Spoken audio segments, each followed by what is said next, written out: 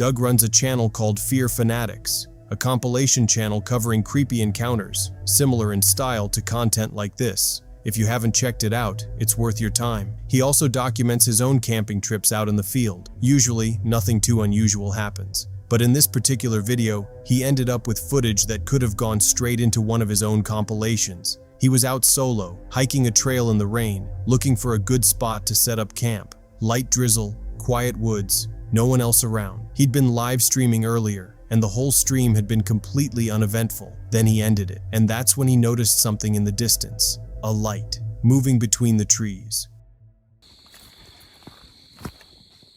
Okay, there's the light, guys. I'm gonna turn my light off. Do you see that light? Now, I don't know if that's, I'm so glad it's back on. I don't know if that's a street light. If that's a street light, I'm gonna feel like a fool.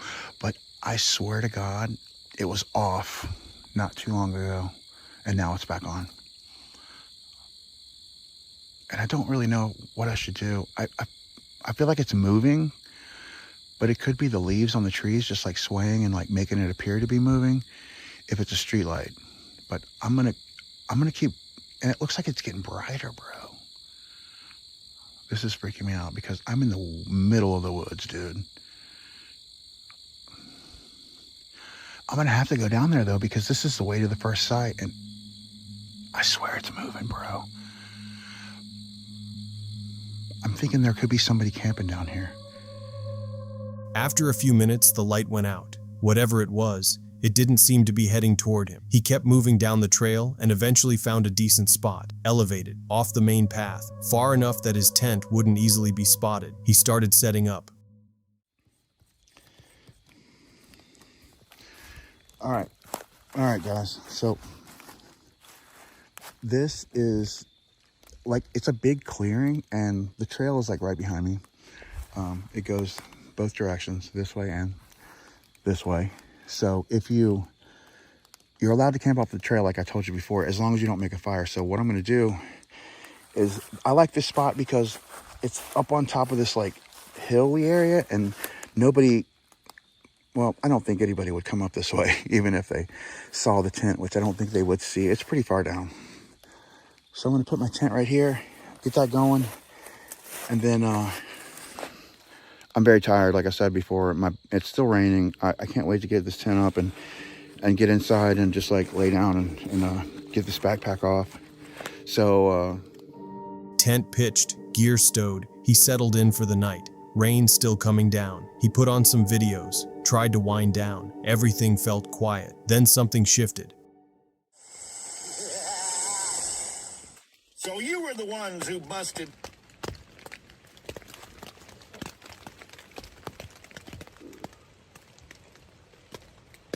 I thought I heard footsteps. I'm gonna turn my light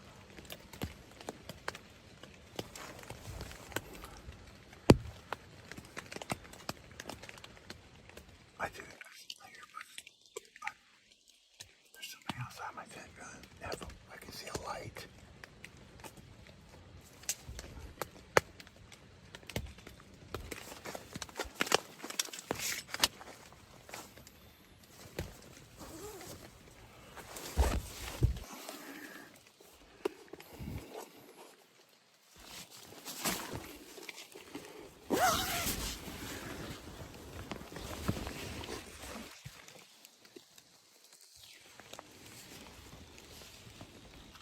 There is somebody over there with a flashlight. They walked right by my tent, and now they're on down the trail. Oh my goodness, bro.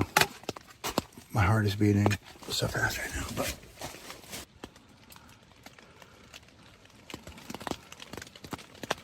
all I can hear is rain now. But I did see somebody on the trail with a flashlight, and I swear they came from this way and walked right down the trail. And then when I stuck my camera outside, I could see him walking. He was continuing to walk down there, but he did stop here, and he shined the light on my tent. Someone was on the trail outside his tent. flashlight cutting through the rain. Doug was camped close enough to the path that a hiker passing through wasn't impossible, uncomfortable, but not necessarily alarming. He stayed put and waited for it to pass, but the footsteps came back, and this time they stopped. SSD on it, and it died when I stuck my head out. Thank God this phone is working, because this is my only communication with the outside. If I needed to call somebody, at least this phone hopefully will be working. Oh, I do see somebody outside.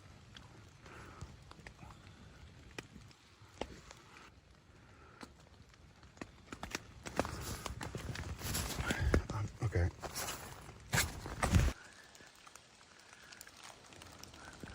See, this is not right, dude. Like, if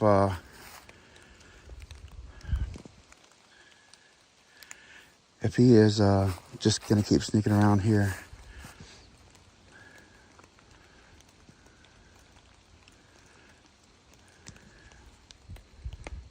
you guys saw that.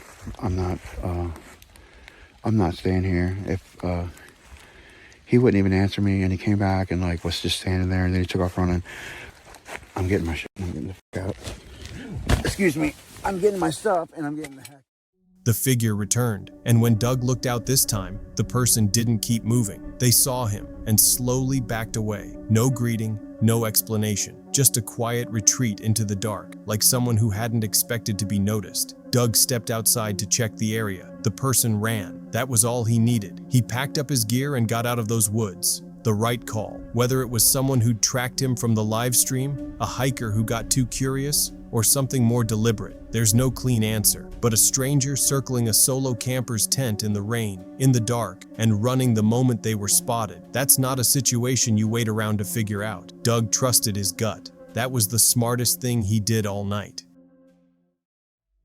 Tyler and Hannah are the kind of couple that makes staying home feel like a waste. Their channel follows them across the country in their Subaru Crosstrek, different locations, different landscapes, always moving. Their videos have a cinematic quality to them that takes real effort to pull off.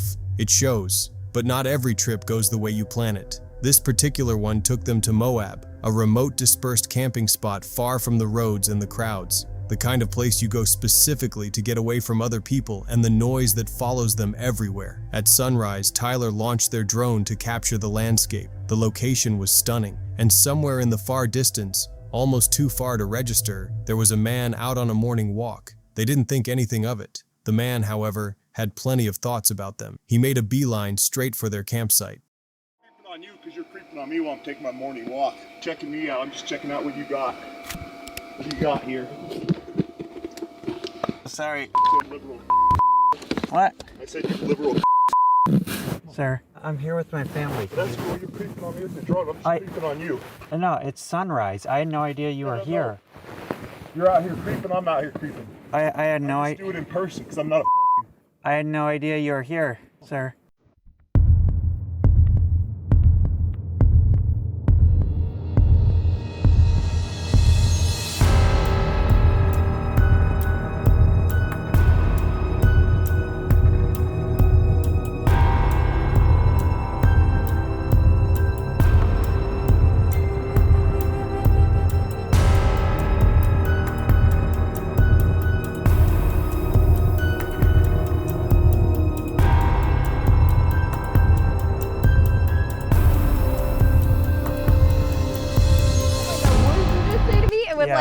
What? It was so out of pocket, the whole thing, that I couldn't comprehend it. So I'm just like, what? Like, it looks like a scripted office. Sorry. Liberal. What? I said you liberal. Sir, I'm here with my family. That's cool. I just went into like de-escalation mode. Yeah. I really wanted to. Yeah, at one point I loved it. At one point you even called him sir. Yeah. You were like, no, sir, we're just here camping with our family. And I was like, okay, good. Tyler's handling the situation well. Oh, nothing could have prepared me for opening my door and getting called like right off the rip in the morning. Just didn't see him at all. He said you were creeping on him, but like it was just him, like he didn't have, it's not like you were flying over his campsite or something. Yeah. And so the good thing is I had no idea he was there for all of my shooting. Was not filming him. He was not in any shots until he started coming up to our private little spot here. I was like, this is really weird. okay, you can't see us from the road, so he might just not know we're here, and he's used to taking his dog on this walk or something. So I watched him, because you don't approach people's campsites, and it was obvious to me he was beelining straight towards our campsite with some sort of authority. So I was thinking, okay, there's a ranger, we missed a sign somewhere, this isn't a camping area. It obviously is. This is the place you go to disperse camp.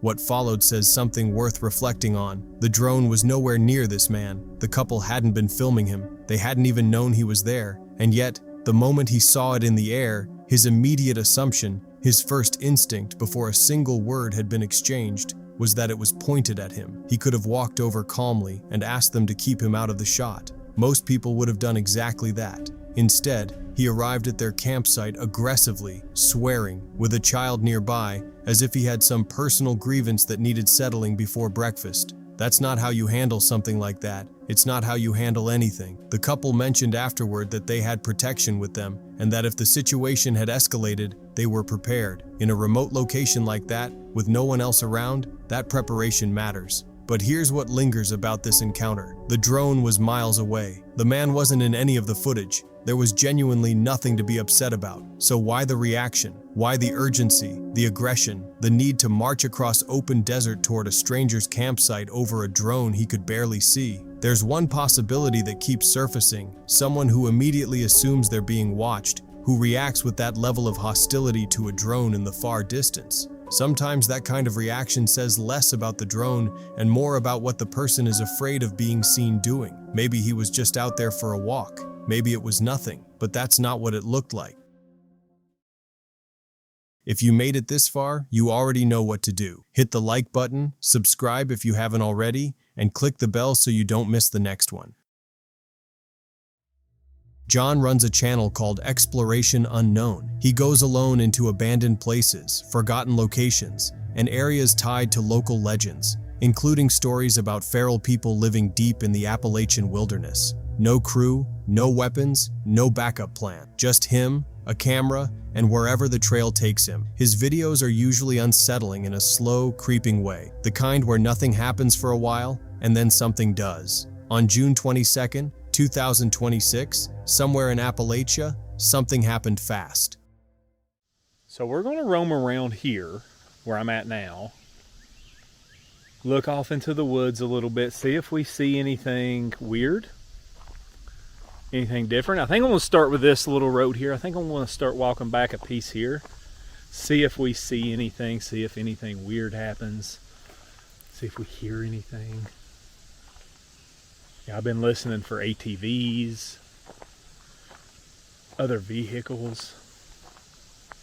I've stopped a time or two and just listened. All we have here is me and whatever wildlife or feral people exist here. Now I want to look for signs. Lots of ferns out here. I don't really know what this place is. It kind of feels like a wildlife area or Overgrown dirt trail, no signal, no GPS. The kind of remote where help isn't 20 minutes away. It's not coming at all unless you make it back to the car on your own 2 feet. John is moving carefully, looking for any sign of recent activity. When he finds something that doesn't belong, fresh tire tracks, heavy machinery, out here, miles from anything that would need it. Whatever came through wasn't hiking, and it hadn't been long ago. I'm gonna make my way back to the car. Oh shit, there's something big. There's something big. There's something big running in the woods. I don't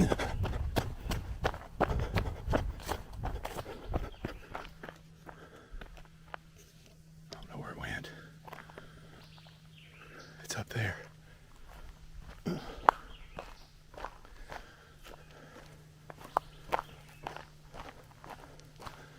It sounds like it's beelining right towards me.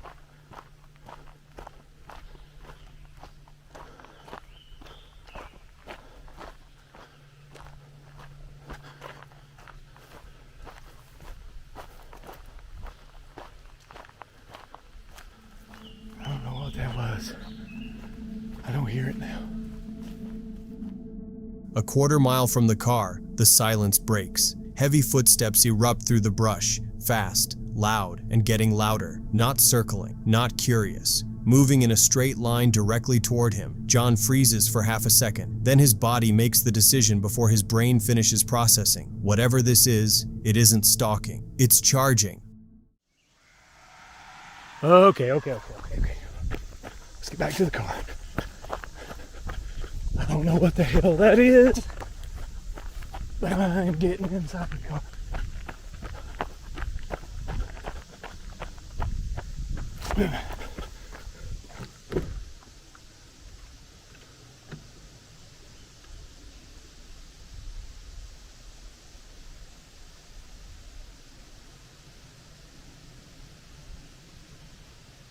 Okay.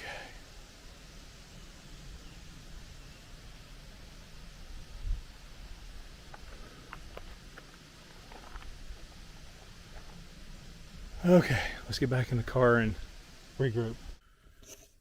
Okay, I am in the car. I'm looking in my mirrors, I'm looking around. I haven't moved yet, but I don't know, man. That was a weird sound. That last sound, that scream, whatever that was. He runs. The car comes into view through the trees. 20 yards, 10, 5, door open, inside, locked down, all in one motion. And right as that lock clicks into place, a scream tears out of the tree line behind him. High-pitched, inhuman, not the sound of an animal startled or fleeing, something closer to fury. He's in the car. Whatever was chasing him is still out there, still screaming. This was supposed to be a folklore investigation, a look into old mountain stories about people who never came back to civilization. Instead, John ended up locked in a vehicle, replaying the sound of something enormous moving toward him with complete and total intent. No signal to call for help, no weapon, no one who knew where he was, just a locked door between him and whatever was in those trees. He made the right call getting out when he did. If he'd hesitated even a few seconds longer, this video might have ended very differently. Gitchy Trips is a channel built around a couple who genuinely love the outdoors. Not in a curated, polished way, but in the way that leads you to buy a chainsaw for Mother's Day and mean it. Camping, exploring, traveling, and whatever else life throws at them along the way. One of the most popular series on their channel follows them through the seasons in a hot tent. Deep in forested land they know well. They take safety seriously out there. They understand that a forest is never truly empty, no matter how isolated it feels. In this particular video, they return to their hot tent, one they'd left set up on their off-grid property while they were away. The plan was straightforward. Clean up the land, clear the bush, repair the trail leading to the tent. What they found when they got there told a different story. Hello everybody. Welcome back. Welcome back. Look what we're in. We can get up there and side by side now. I think we're going to try it out anyway. We hope. I don't see as much trouble. We'll see. So Might be a boggle now. we're back from vacation and oh, it was a good trip. We're going to head up to the tent now. Make sure she's not eat by bears or whatever. And do some spring cleaning up there before we get to head back to work. Yeah, we gotta get bug jackets out too. Yeah, there's one big following us, so hopefully there's he not a big hat. one big skitty. So anyway, Wish us luck. wish us luck. Well, we made it up. Oh, I already said that. Should have took some garbage bags. Yeah, I don't know if there's any in the tent. I don't know. We'll see when you open her up. Oh, we got some lumber. Yeah, I knew that. Oh, Jesus, there had to been something there. That's what I mean. We never left state like that. No, what we had was under the fire pit. And the fire pit's tipped over. Yeah. I know we didn't have it like this. No. Oh my God, so warm. Yeah. Oh Prepare my God. yourself. The flies are coming. Oh, there was definitely something there. Somebody. I think it was something. Mm-hmm.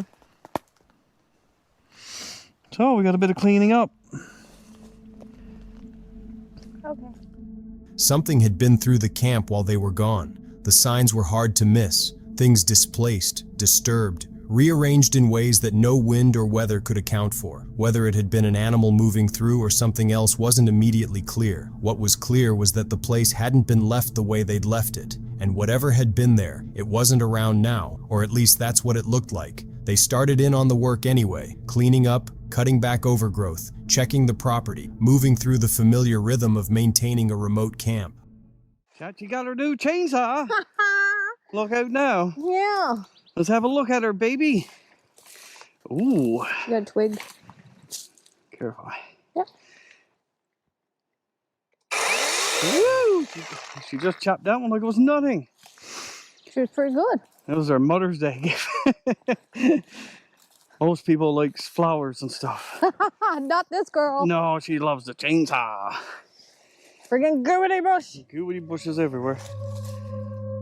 By the end of the day, they made a decision. Skip the night in the tent, head back home, and return another time. It turned out to be exactly the right call, because while they were gone, something came back. When they returned to the tent, what they found stopped them cold. Deep in the middle of those woods, far from any road or neighbor, the tent had been torn open, not nudged, not scratched at. Torn. The sleeping bag was shredded. Whatever got in there hadn't been cautious about it. The trail camera settled the question quickly enough. A bear, and it had done serious damage.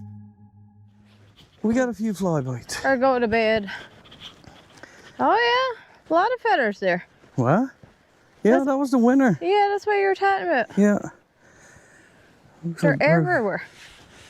Down Well, if it wasn't for these bug jackets, we'd be killed. Kind of happy we're not sleeping up here tonight now. Yeah, the flies are crazy. I don't think I'd be able to deal with it. Oh no, Huh. she's ripped open. Holy Something got in there. yeah. Badly too. Oh my. Holy There was definitely a bear. Well, that's it. Yep. Well, I got the trail camera to see it. Sake. Yeah. What in the Oh, he ripped her to shreds. You goddamn rude you did. I'm afraid to see if he's still in there. The bed and everything. Oh, Hey, bear! Hey, bear!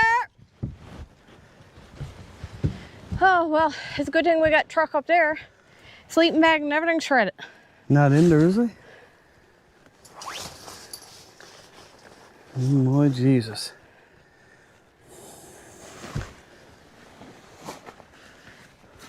Well. Sleeping bag. I suppose it was beer. What Had else to would be. it have been this size? Oh my. Well, this is Yeah, we gotta lug all this up the hill. Maybe we should have took side by side down. frustrated.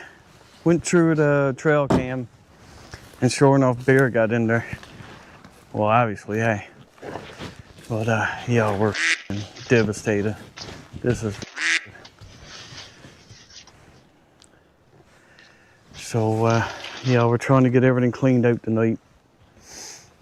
Try to save what we can. Save what we can and worry about taking it down after. They worked through what was left, cleaned up as much as they could as night came in, and got back into the truck. And that's where the thought sits that's hard to let go of. This bear hadn't lingered near the camp. It hadn't scouted from a distance. The moment humans were gone, it moved in. Directly, deliberately, without hesitation. The tent had been used through winter, food cooked there regularly, and those smells had been absorbed into the fabric long before they left. All it took was an empty camp and an opportunity. What would have happened if they'd stayed the night? Most likely the bear would have kept its distance with humans present. Animals are generally wary enough for that. But there's no certainty in the woods, and no version of that scenario that doesn't carry risk. It's also a reminder of something worth keeping front of mind whenever you spend time in places like this. Always have a plan, always have some form of protection, because the forest doesn't announce when something decides to pay a visit. They came away safe, the gear didn't, but in the end, that's an easy trade. The woods don't care whether you're watching or not. They simply continue, and so does everything living inside them. Tommy and Rachel run a channel called Oreo Speedwagon R/T, where they document deep woods investigations and unexplained encounters along the Appalachian Mountains. Their content is raw, unfiltered, and exactly what it says it is. Two people going into places most people won't, after dark, with cameras. In this particular video, what came out of the dark in that mountain laurel thicket was something neither of them could explain, and it started before the investigation had even officially begun. It's very dense, Right. very thick, and Right. this is a natural little gap right here. It's Right. no name, Right. but this is a little gap. But I sat on a log right over there a while ago where a deer blowed. Something knocked on a tree down yonder. You heard birds scatter. Really? Yeah. Something knocked And on a then tree? Something heavy followed. Really? Yeah. That's why I want you to come right here. Gotcha. As it gets darker, this is how you hunt. So you get in before dark, you get yourself set up, Right. Gotcha. and then just settle down, be quiet, and that's What we've been pretty quiet over Yeah. here, talking a little bit, but not yeah, much. that's all right. Well, you got birds talking. Right. Yeah. But when them birds hush, it's time to be quiet. Right. I'm proud to see y'all up there. They hadn't even settled into position yet when the first report came in. Their local guide, Ronnie, had been sitting alone on a nearby log, waiting for the group to arrive. While he sat there, the birds scattered all at once. A heavy tree knock rang out from somewhere in the tree line, and then the distinct sensation of something large moving through the foliage directly behind him. No visuals, just sound and weight and the feeling of being watched. The investigation hasn't officially started. It's already been eventful. I heard something down there crunching. Deer. Yep.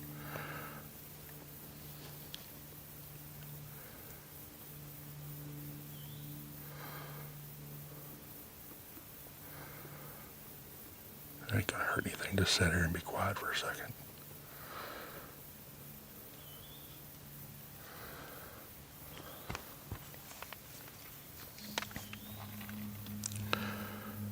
Something's down there.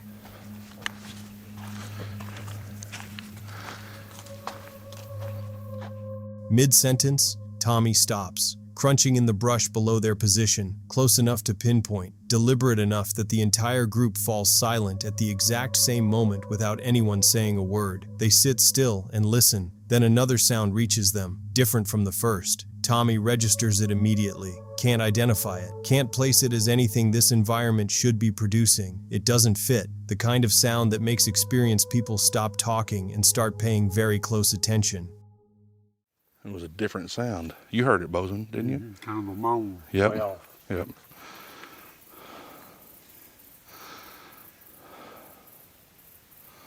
I don't know what that was. There was something right in here. For real. Yeah. Yeah, I don't know what it was, but it had a heavy footstep. And I just heard it. I don't think a deer will be up here in this mountain laurel as thick as it is. I don't know. Anyway, I'm coming.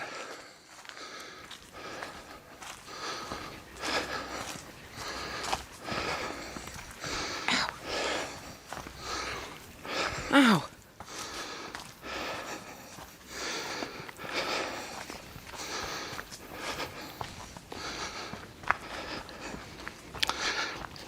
I'm just gonna leave this in the video.